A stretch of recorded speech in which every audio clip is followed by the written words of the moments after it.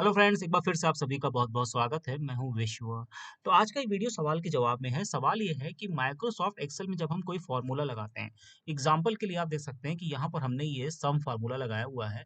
अब मान लीजिए कि मैं यहाँ पर कोई वैल्यू चेंज करूँ, फॉर एग्ज़ाम्पल 6 को मैं 2 कर दूँ, लेकिन जब मैं बाहर क्लिक कर रहा हूँ तो आप देख रहे हैं कि ये नीचे का जो सम है, नंबर ऑटोमैटिकली चेंज नहीं हो रहा है। यानी कि फ़ॉर्मूला ऑटोमैटिक अपने आप को अपडेट नहीं कर रहा है।